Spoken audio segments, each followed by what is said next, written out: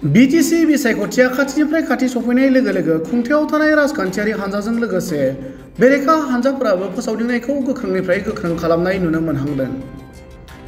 मख'नो गोनां बाथ्रानि बाक्सा जिल्लानि सिङाव थानाय मोनबा BTC बियाबखौ BJP हानजाया गावसोरनि गोहोआव माबोरै लाबोनो हायो बेनि थाखाय रायजोफोरनि गेजेराव हाबनानै खामानि मावनो सोलो बाहायजेनदों। बेबादिनो केबिनेट मन्त्रि रन्जित कुमार दासआ मथनगुरि बियाबनि गबर्धना VCDCनिफ्राय मिशन BTR हाबाफारिखौ जागायजेनदों।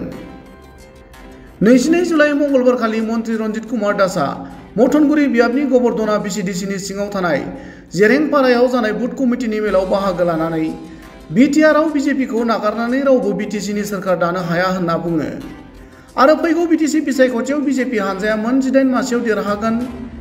BTCआव सोर हानजाजों गोरोबनानै सोरखार दागोन बेखौ BJP हानजायासो थि खालामगोन। BTRआव BJP हानजाया गोजोन लाबोनो हादों, बेखायनो रायजो राजाफोरा फैगौ BTC बिसायख'थियाव BJP हानजाखौ देरहाहोनांगौ होनना बुङो।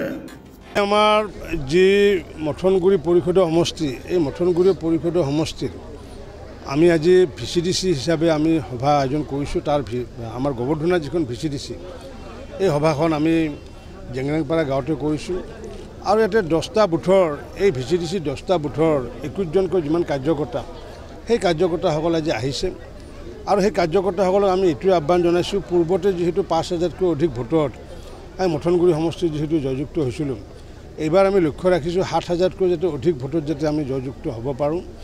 আৰু লগতে যিহেতু আমাৰ মাননীয় মুখ্যমন্ত্ৰী ডাঙৰীয়াও এই মথনগুৰি সমষ্টিটো আহিব, তেওঁ আমাৰ BTRৰ প্ৰতিটো সমষ্টিতে আহি দলীয় সংগঠনৰ যি কাৰ্যকৰ্তাসকলৰ লগত তেওঁ মানে আলাপ কৰিব। গতিকে সেইখিনি আলাপৰ সময়তো যাতে প্ৰতিটো কাৰ্যকৰ্তা থাকে আৰু স্থানীয় ৰাইজকো তেওঁলোকৰ ৰাইজৰ যদি কিবা অভাৱ অভিযোগ আছে নিশ্চিত ৰূপত জনাব পাৰিব। মই ভাবোঁ যে আমাৰ যি বাক্সা জিলাত যিহেতু আমাৰ দায়িত্ব আছে, আমি প্ৰতিটো সমষ্টিতে যাতে জয়যুক্ত হ'ব পাৰোঁ তাৰ কাৰণে সাংগঠনিক স্থিতি সবল কৰাৰ কাৰণে আমি লাগি আছোঁ। আৰু এইটো আমি নিশ্চিত ৰূপত ক'ব পাৰোঁ যে ভাৰতীয় জনতা পাৰ্টিক বাদ দি পেলাই কোনো আগন্তুক দিনত BTRত চৰকাৰ গঠন কৰিব নোৱাৰে। ভাৰতীয় জনতা পাৰ্টিয়ে আগভাগ ল'বগৈ, কিন্তু আগভাগ লৈ কাৰ লগত চৰকাৰ গঠন নকৰে সেইটো পৰৱৰ্তী সময়ত আমাৰ ৰাজ্যিক সমিতিয়ে সিদ্ধান্ত ল'ব। মুঠৰ ওপৰত নিশ্চিত ওপৰত ভাৰতীয় জনতা পাৰ্টিক বাদ দি পেলাই এইবাৰ BTCত কোনো চৰকাৰ গঠন কৰিব নোৱাৰে। মইতো আগৰ পৰা কৈ আছোঁ যে যিহেতু 1ৰ পৰা 9, 9ৰ পৰা 18, গতিকে 18খন আসন আমি ভাৰতীয় জনতা পাৰ্টিয়ে আমাৰ সমগ্ৰ BTRত আমি পাম বুলি আমি আশা ৰাখিছোঁ বা আমাৰ সংগঠনৰ স্থিতিয়ে আমাক এই কথাষাৰ কৈছে। কিন্তু 18খন পালেও আমি কিন্তু যুদ্ধ কৰিম, যুঁজিম, 40খনতে আমি যুঁজিম। গতিকে ৰাইজে যদি আমাক 18খনত যদি বেছি দিয়ে তেতিয়া সেইটো আমাৰ কাৰণে আনন্দৰ কথা হ'ব, ৰাইজৰ কাৰণে ভাল কথা হ'ব। আৰু নিদিয়ে তেতিয়া 18খনতকৈ তলত নিদিয়ে। ইতিমধ্যে ৰাইজৰ মনৰ কথা আমি গম পাইছোঁ, কাৰণ BTRD ৰাইজৰ লগত ভাৰতীয় জনতা পাৰ্টি আছে। আজি BTRDত যি শান্তি প্ৰতিষ্ঠা হৈছে তাৰ মূল মন্ত্ৰটো হৈছে BJP যদি নাথাকিলেহেঁতেন তেতিয়াহ'লে ইয়াতে হিন্দুৱে হওক, মুছলমানে হওক, যি আদিবাসী হওক, বড়োৱে হওক, সকলোৱে সন্ত্ৰাসৰ মাজত বসবাস কৰিব লাগিলহেঁতেন।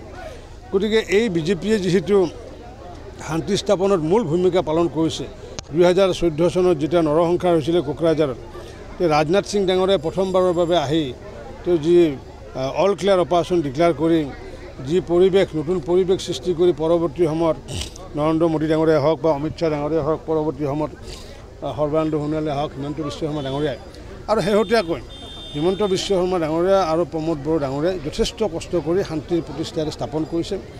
আৰু শান্তি হৈছে কাৰণে এতিয়া আমাৰ প্ৰগতিৰ আমি পৰৱৰ্তী আমি দুৱাৰদলিত নামিছোঁ।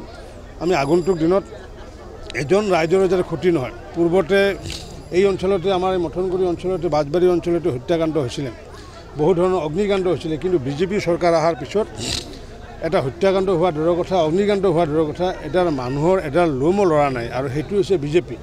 গতিকে ৰাইজে যদি ভাবে যে মানুহৰ গাৰ লোমো লৰিব নালাগে তেতিয়া BJPকে ভোট দিব।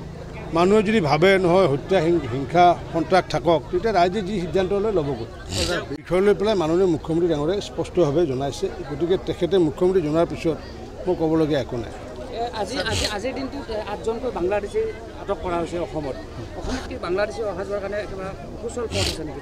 নহয়, এতিয়া ধৰক বাংলাদেশী বিভিন্ন সময়ত বাংলাদেশী আহি আছিলে। NRCৰ কাৰণে আমি বহু কাম আমি সফল হ'ব পৰা নাছিলোঁ, কিন্তু এতিয়া সকলো ৰাইজে বিচাৰিছে যে বাংলাদেশী যিসকল আছে তেওঁলোকে নিশ্চিত ওপৰত আইনগতভাৱে ইয়াৰ পৰাতো বহিষ্কাৰ কৰিব লাগিব সেইটো পৰম্পৰা চলি আহিছে আৰু সেই পুৰণা যিটো নিয়ম সেই নিয়মৰ আধাৰতে তেনেকুৱা বাংলাদেশীক আজি কৰায়ত্ব কৰা হৈছে নিমুৱা হস্পিটেলৰ বিষয়টো সকলো জানিব বিচাৰিছে নিমুৱা হস্পিটেল ইতিমধ্যে সম্পূৰ্ণ হৈছে ময়ে সেইটো হস্পিটেল তত্ত্বাৱধান লৈছিলোঁ মই আৰম্ভ কৰিছিলোঁ মই যেতিয়া বিধায়ক আছিলোঁ তো ইয়াতে এটা ষ্টাফ দিয়া নাই কাৰণে আমি আনুষ্ঠানিকভাৱে কৰা নাই কাৰণ ষ্টাফ নোহোৱাকৈ হস্পিটেল এখন আমি আৰম্ভ কৰিব নোৱাৰিম গতিকে ইয়াৰ লগতে আমি আগন্তুক দিনত গাঁতি অঞ্চলতো আমি এখন হস্পিটেল কৰাৰ কাৰণে মুখ্যমন্ত্ৰী ডাঙৰীয়া ইতিমধ্যে সিদ্ধান্ত লৈছে গতিকে নিমুৱাৰ উপৰিও গাঁতি অঞ্চলতো আগন্তুক দিনত হস্পিটেল এখন হ'বগৈ বিৰোধী আমাৰ বুথৰ সভাপতি কৈ দিব